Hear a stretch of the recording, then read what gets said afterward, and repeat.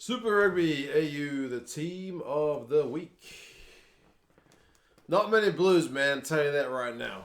Round number 9. We've still got one round to go. Team of the week. Penultimate one. Until we do like a team of the season at the end. As always, I've gone and picked a bunch of dudes who played at the weekend, who I thought played pretty well for various reasons, and you guys can let me know your thoughts on who you would have had as well. Start with a Chiefs prop in Aiden Ross. Big old scrum for those Chiefs, eh? Big old scrum. 1 run, 6 meters, 1 pass, and 7 from 7 tackles. Is not the flashiest reading, but go back and watch the highlights. There's a watch the one where Soakula gets it dry. The Cane scrum's just on wheels, man. Chiefs were all over them.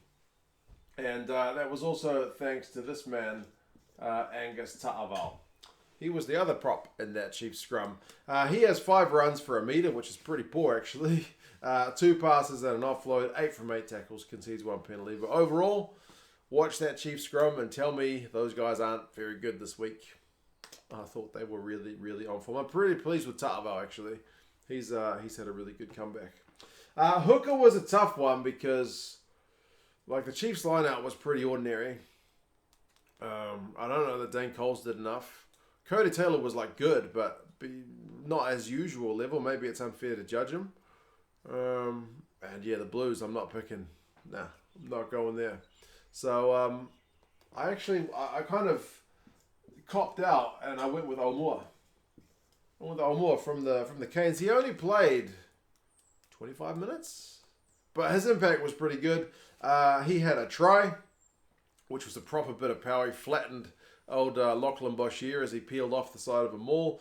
4 runs for 12 metres, great return, 2 from 2 tackles, and the line-out operates at 100%. So very good effort from Olmore. Now that he's back fit, hopefully he gets some proper minutes. Locks, and I swear I just pick him every time. Every time he plays, I pretty much pick Sam Whitelock because he's just that good, man. He just puts up the numbers every time. 9 runs for 17 metres for a lock, and he's like a traditional lock, not like a lock loose forward lock. Very good. 9 passes. His involvements are always really high. 10 from 10 tackles and 3 line-out wins. Proper shift from the big fella. New Zealand Rugby is going to be worse for it whenever he decides to hang up his boots. I've gone with the Canes player as his partner. I've gone with Scott Scrafton. Probably got a T in his name. Scott Scrafton. He finishes with 2 meters from 4 runs, which is that's not the prettiest reading, but I'm not picking him mainly on that. He has 9 passes, which like Sam Whitelock's also showing he's got pretty good hands and he's a key man in their link-up play. He also has an offload. He's got 11 from 13 tackles, which is the Canes' top tackler of that game. And he's got 3 line-out wins, which is the top line-out winner of that entire game. So, yeah, Scott Scrafton, I thought, put in a pretty good shift. Loose forwards, I've gone with Mitch Brown from the Chiefs. I've been kind of saying how good I think he is for a wee while, and he's proved it again. I think 6 runs, 13 meters is fine without being phenomenal. A clean break, 4 passes, 12 from 12 tackles, and a line-out win, and a turnover 1. Pretty good shift. Pretty good shift. Injuries all round, I think, and lots of teams with their loosies, but Mitch Brown's been one of the more consistent ones. I will pick one Blues player. This man, Dalton Papali'i. He's the only one, man. He's the only one. He actually played well. He actually played really well. And the stats back it up. 7 runs for 25 metres is pretty good.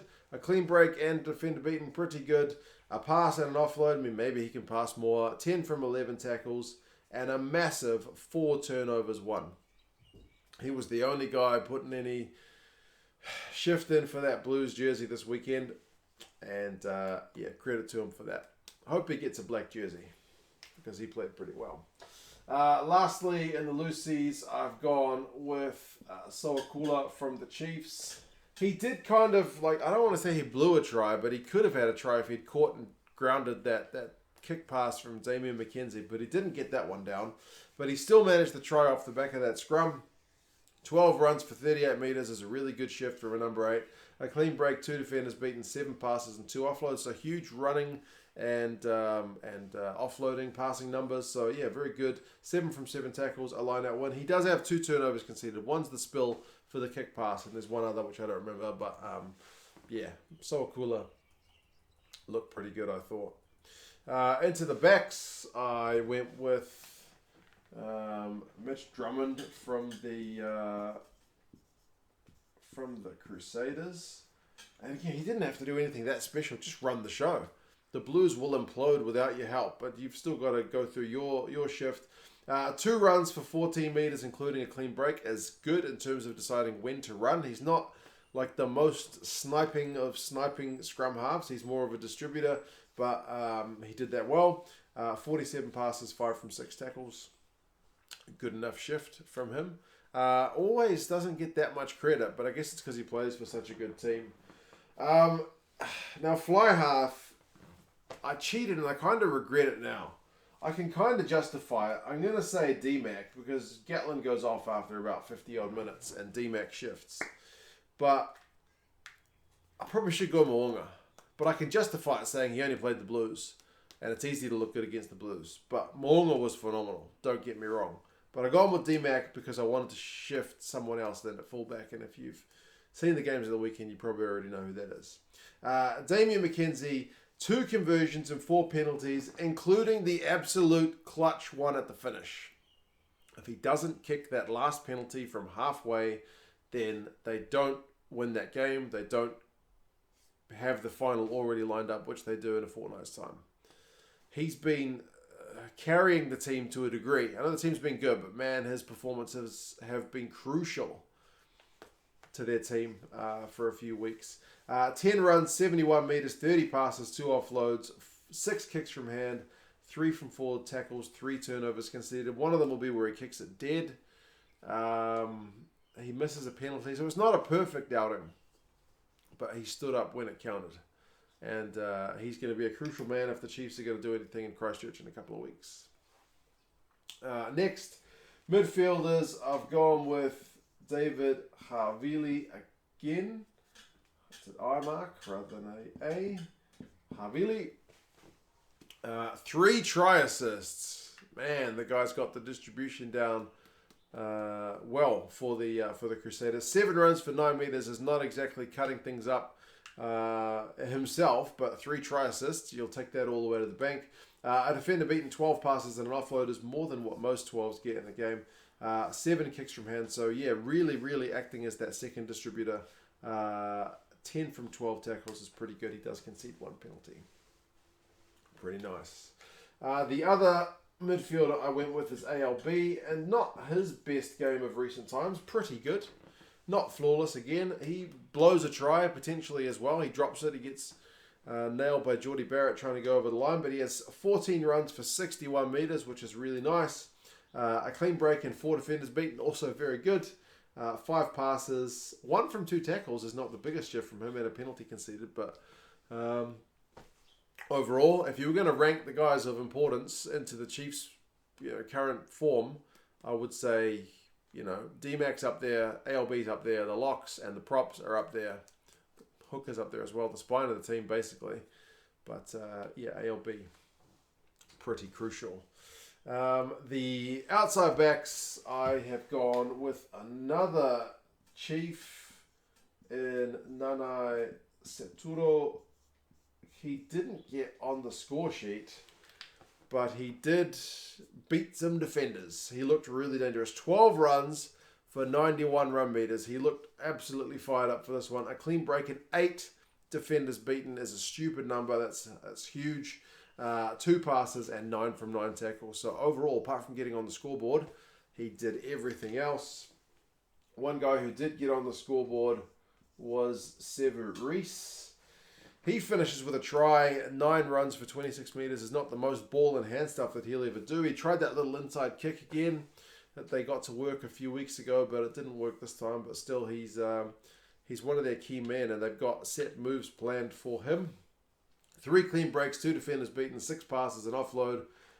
7 from 9 tackles, and somehow 5 turnovers won. What the heck? That can't be right. 5 turnovers won, really? That's what the stats say. Anyway, we'll go with it.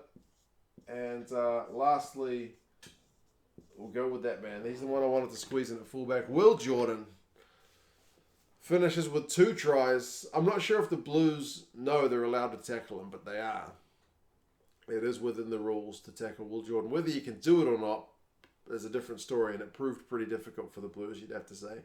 7 runs, 52 metres, a clean break. Also, 8 defenders beaten.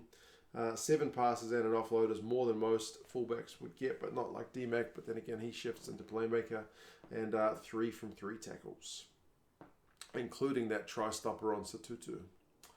Pretty bloody good from the Crusaders, you'd have to say.